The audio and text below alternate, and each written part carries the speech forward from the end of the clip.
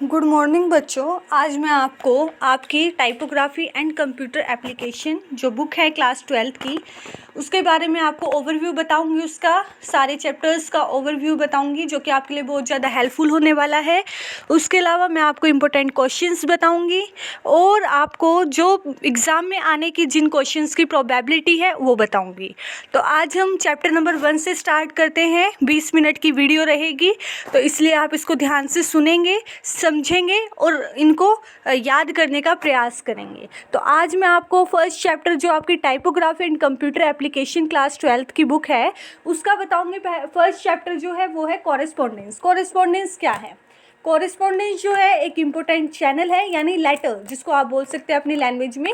तो ये एक चैनल है जिसके द्वारा, जिसकी हेल्प से हम अपने किसी भी कम्युनिकेशन को दूसरे तक पहुंचाते हैं। That is known as a correspondence. आज के टाइम पे हम देखते हैं, आज के टाइम पे लेटर्स है। अगर हमें कोई भी प्रॉब्लम है तो हम लेटर लिख सकते हैं और वो हमारी जो प्रॉब्लम है उसका सोल्यूशन हो सकता है। तो कॉरेस्पॉन्डेंस आपकी बुक में इसलिए दिया गया है ताकि आप लेटर को लिखना सीख लें। लेटर के लिए हेल्पफुल है, प्लस जो आपकी इंग्लिश बुक है, यानी आपका जो इंग्लिश का सिलेबस है क्लास 12th का, उसमें भी ये हेल्पफुल होने वाला है। तो कॉरेस्पॉन्डेंस एक लेटर की फॉर्म होती है। जैसे कि आप देखें, ईमेल मैसेजेस हो गए, वो आप एक अपने जितने भी व्यूज़ होते हैं, आप अपनी जितनी क्वारीज होती हैं ईमेल मैसेजेस की हेल्प से भेज सकते हैं। लेटर्स हो गए ये सब। तो 1 नंबर का क्वेश्चन है, व्हाट इज कॉरेस्पॉन्डेंस। तो इसकी डेफिनेशन पेज नंबर 1 पे है आपकी बुक में। आप केवल इतना ही याद करें कि correspondence is the most important channel through which business communication and official communication takes place in any written or digital form between 2 or more parties. It may be in the form of letters, memorandum जिसको हम memos बोलते हैं, email messages ये सब बोलते हैं। आपने 7 CS पढ़े होंगे, 8th क्लास में पढ़े होंगे 7 CS ऑफ कम्युनिकेशन के, जिसमें कि आपके ये सब है क्लैरिटी। आप जब लेटर लिखे तो आपकी क्लैरिफिकेशन होनी चाहिए उसमें।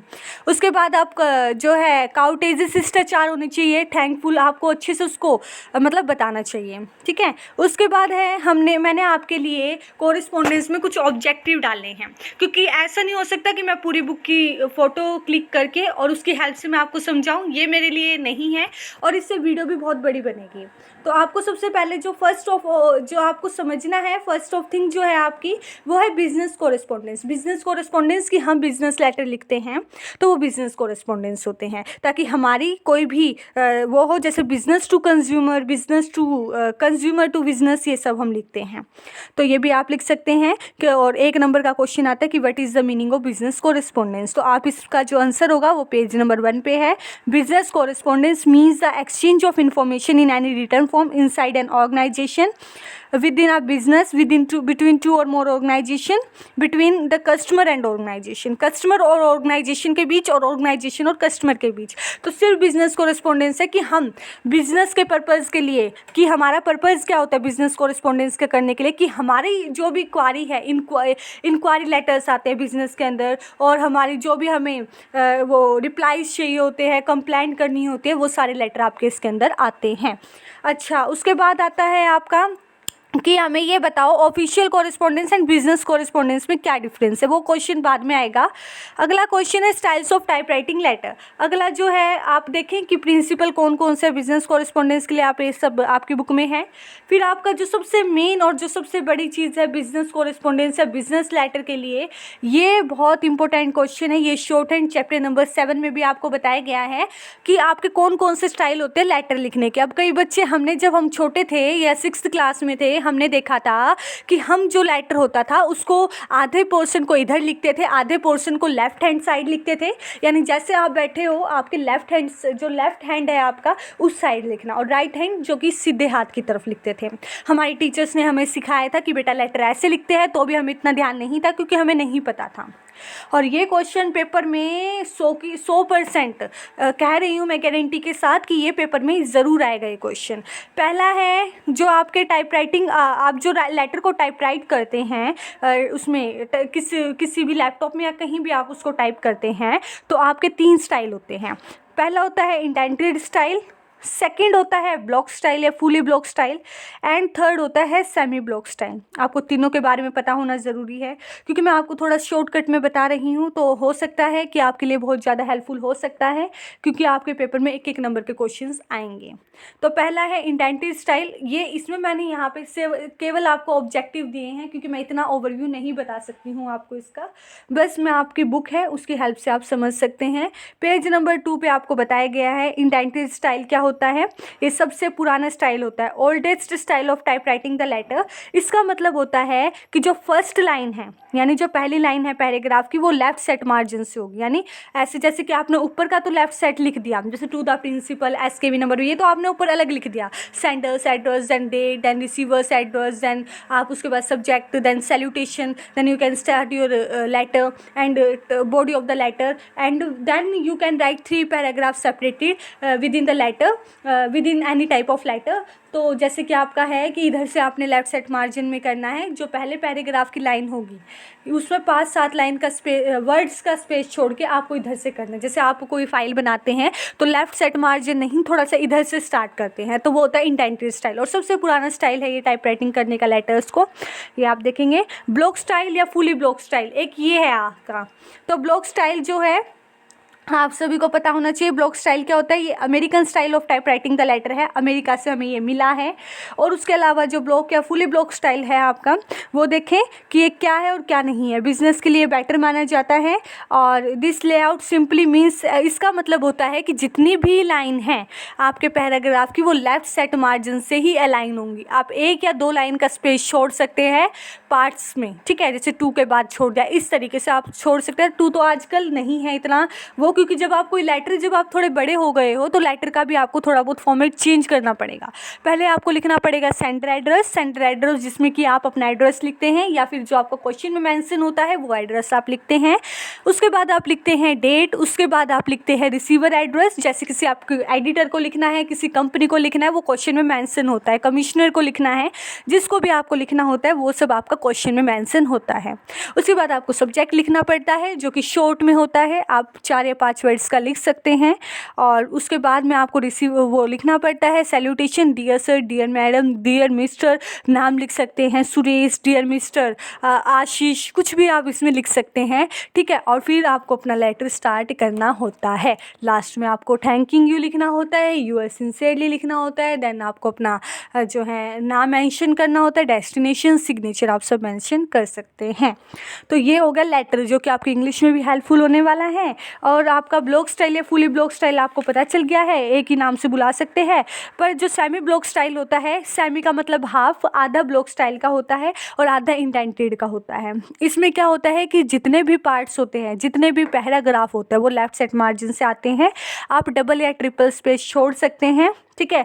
और इसमें जो है, इसमें जितने भी पार्ट होते हैं वो सारे इंडेंटिव स्टाइल की तरह ही आप टाइप राइट कर सकते हैं।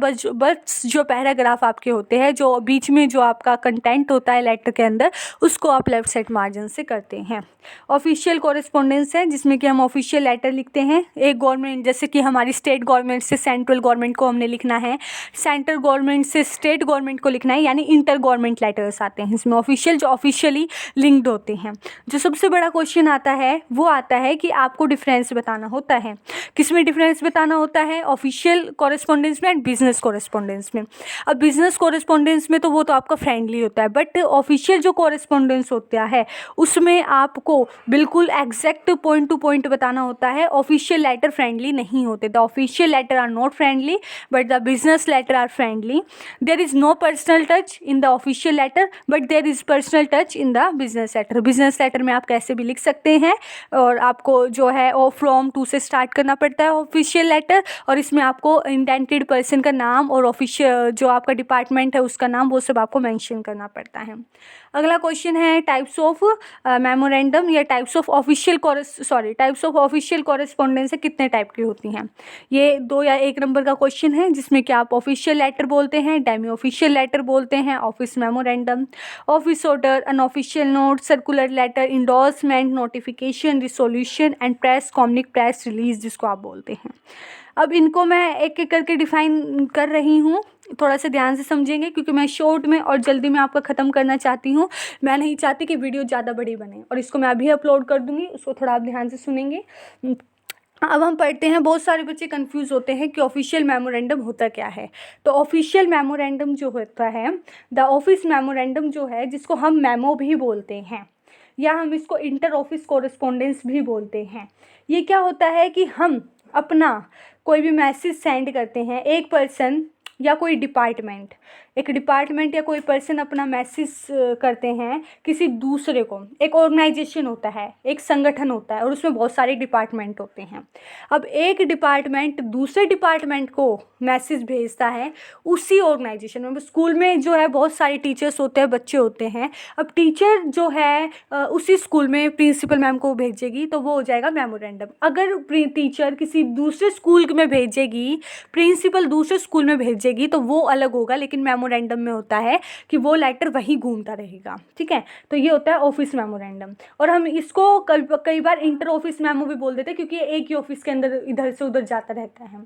ठीक है, और इसमें आपके रूटीन मैटर्स आते हैं, जैसे कि आपको अनाउंसमेंट करनी है ऑफिस के अंदर, आपको सजेशंस देने हैं, सलाह देनी है, आपको नोटिस भेजना है, सैलरी के बारे में आपको कुछ बताना है, तो आपके लिए ऑफिस मेमोरेंडम बेटर होता है। ठीक है, और ऑफिस मेमोरेंडम के कुछ फीचर्स होते हैं। ये हमेशा थर्ड पर्सन को लिखा जाता है। It is written in third person, it is written in direct style. इसमें ना तो आपका सैल्यूटेशन होता है जिसमें कि आप डियर सर मैडम लिखते हैं, ये सब कुछ नहीं होता है इसमें। और आपको लेफ्ट साइड मार्जिन में लिखना होता है। सिग्नेचर के बाद आपको एड्रेस लिखना पड़ता है जिसको आप ऑथोराइज्ड कर रहे हैं, ऑथोराइज्ड अथॉरिटी को आपको लिखना पड़ता है। अब ये है ऑफिस मेमोरेंडम। इसकी आप डेफिनेशन पढ़ेंगे तो आपको समझ आ जाएगी, पेज नंबर 6 पे मेंशन की गई है। ऑफिस ऑर्डर है। ऑफिस ऑर्डर जो होता है वो एक हम इंस्ट्रक्शन देते हैं कि हमें ऑफिस ऑर्डर यानी एक ऑफिस का ऑर्डर, जैसे कि आपको कुछ भी ऑफिस के अंदर चेंज करना है, जैसे आपको काम के घंटे चेंज करना है, काम को बांटना है, या फिर आपको ट्रांसफ़र करना है, तो आप कर सकते हैं। तो ये होता है, ये हमेशा थर्ड पर्सन को लिखा जाता है, ऑफिस ऑर्डर। ठीक है, ये आपका पेज नंबर 7 पे है। पेज नंबर 8 पे डेमी ऑफिशियल लेटर, जिसको आप डीओ लेटर भी बोलते हैं। एक ऑफिस से दूसरे ऑफिस को जो आप लिखते हैं वो होता है डेमी ऑफिशियल लेटर। अब एक ऑफिस से दूसरे ऑफिस को आप किस पर्पज़ के लिए लिखते हैं, किस कारण लिखते हैं? अगर आपको कोई भी लोगों का ध्यान आकर्षित करना है, जैसे ड्राइंग, पर्सनल अटेंशन आपको करना है, तो उसके लिए आप लिखते हैं। और आपके इसमें कुछ फीचर्स हैं वो आपको बताया है। यहाँ पे आपकी सैल्यूटेशन और जो है आपका जो सैल्यूटेशन और कॉम्प्लीमेंट्री क्लोज होता है, यूअर्स सिंसियरली, यूअर्स थैंकफुली, वो आपको मेंशन करना ही करना होता है। ठीक है, उसके बाद ऑफिस नोट हम देखें। ऑफिस नोट जो होता है जिसकी हम हॉरिजॉन्टल कम्युनिकेशन के लिए बेटर है ऑफिस नोट। और ये हमारा ऑफिस नोट जो होता है वो इक्वल रैंक के उसको किया जाता है, इक्वल रैंक के ऑफिशियल्स को डेडिकेट करने के लिए किया जाता है। तो ये होता है आपका ऑफिस नोट। ठीक है, आज के लिए केवल इतना ही, और मैं नेक्स्ट वीडियो में आपको अच्छे से बताऊंगी। आई होप आप समझ गए होंगे। और 12 मिनट की वीडियो है, आपके लिए बहुत ज़्यादा हेल्पफुल होने वाली है। और आपके रिव्यू क्वेश्चंस बुक के पीछे हैं, पेज नंबर 10, 11 पे।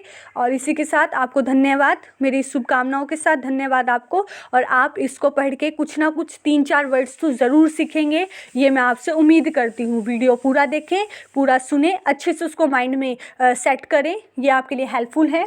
उसके अलावा मैं जल्दी ही और चैप्टर्स की वीडियो डाल दूँगी, क्योंकि इसमें मैं पूरे चैप्टर्स की वीडियो नहीं डाल सकती, ये वैलिड नहीं है। इसीलिए आपके लिए केवल इतना ही, आपको इतना समझना है और इंग्लिश टू इंग्लिश उसको ट्रांसलेट करना है। हिंदी में मैंने आपको आपकी हेल्प के लिए बताया है, क्योंकि बच्चे ज़्यादातर हिंदी में अच्छे से समझ पाते हैं, फिर उसको इंग्लिश में खुद अपने आप ट्रांसलेट कर देते हैं। ये ज़रूरी नहीं होता कि बच्चे नहीं कर पाते, ईजिली कर सकते हैं। और मैं जल्दी ही वीडियो बनाने वाली हूँ और टॉपिक्स के ऊपर, मैन्युस्क्रिप्ट के ऊपर, and Excel, PowerPoint presentation, search engine, and उसके बाद हाँ, और कंप्यूटर वायरस की मेरे पास नोट्स हैं। अगर आपको चाहिए तो मैं आपके पास भेज दूँगी, स्लाइड्स पर मैंने बना रखे हैं। और अभी मेरे पास लैपटॉप अवेलेबल नहीं था, वरना मैं वो भी बता देती। आज के लिए केवल इतना ही, वीडियो भी ज़्यादा बड़ी हो जाती, इसलिए मैंने सिर्फ आपको इतना ही बताया। 15 मिनट की वीडियो है, 15 मिनट अप्रोक्सीमेटली उतने की है आपके लिए है। ठीक है, तो बस इतना ही था। और मैं आपको बाद में बताऊँगी। और ये बहुत ईजी चैप्टर हैं सारे, आप उसको ईजिली गेन कर सकते हैं, कुछ ना कुछ नई चीज़ आप सीखेंगे। उसके अलावा मैं एक ऑफिस प्रोसीजर्स एंड प्रैक्टिसेस की वीडियो भी डालूंगी सेक्रेटरी की, या फिर आप ये चैप्टर चॉइस करके बता दें, वही चैप्टर मैं आपके लिए भेज दूंगी, या आप कहीं सारी वीडियो बनाओ तो मैं वो भी बना दूंगी। आपके लिए सब कुछ हाजिर है। और अगर आपको कुछ और समझना है तो आप मुझसे समझ सकते हैं। बस इतना ही। थैंक यू सो मच सुनने के लिए, और वीडियो पूरा देखें।